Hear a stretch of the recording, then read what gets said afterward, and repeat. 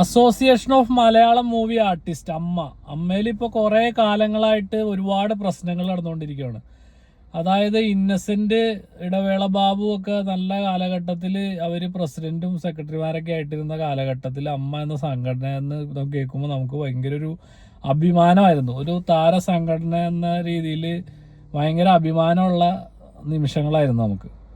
ഇപ്പോൾ ആ സംഘടനയെ കുറിച്ച് കേൾക്കുമ്പോൾ ആൾക്കാർക്ക് ഭയങ്കര പുച്ഛവും ചിരിയാണ് വരുന്നത്. അതായത് കഴിഞ്ഞ ദിവസം എന്തോ അൻസിബ എന്ന നടി എന്തോ ആരോപണം ഉന്നയിക്കുകയും അതേ തുടർന്ന് കുറേ അങ്ങോട്ടും കുറേ പ്രശ്നങ്ങൾ ഉണ്ടാവുകയും അതേ തുടർന്ന് ഇന്നലെ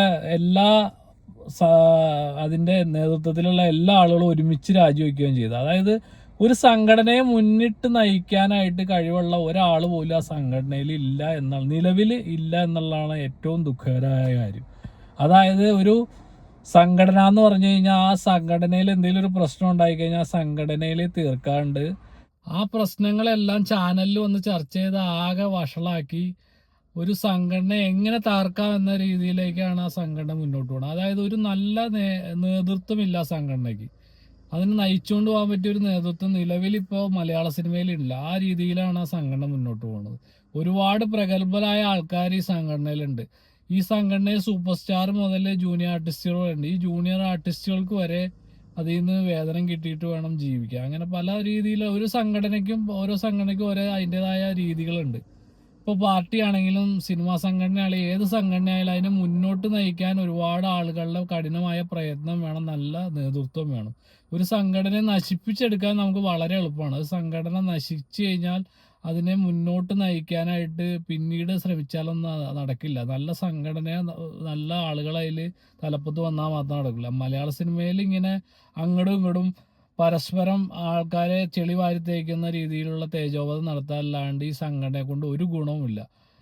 നിലവിൽ ഈ സംഘടന വളരെ വൻപം പരാജയമാണ്. ഇത്തരം സംഘടനകൾ പിരിച്ചു വിടുന്നത് തന്നെയാണ് ഏറ്റവും നല്ലത്. നല്ല രീതിയിലുള്ള ആൾക്കാരെ അതിൽ ഉൾപ്പെടുത്തി അതിൻ്റെ തലപ്പത്ത് നല്ല നേതൃത്വം, ഇന്നസെന്റ്, ഇടവേള ബാബു പോലെയുള്ള ആളുകളെ അതിൽ നേതൃത്വത്തിൽ ഉൾപ്പെടുത്തി നല്ല രീതിയിൽ മുന്നോട്ട് പോവാണ് ഈ സംഘടന ഒരുപാട് മുന്നോട്ട് പോകും. പരസ്പരം അങ്ങോട്ടും ഇങ്ങോട്ടും വഴക്കും പ്രശ്നമൊക്കെ ഉണ്ടായി ഏത് സംഘടനയായാലും അതിൻ്റെ അകത്ത് ഒരുപാട് വിഷക്കുത്തുകൾ ഉണ്ടാവും.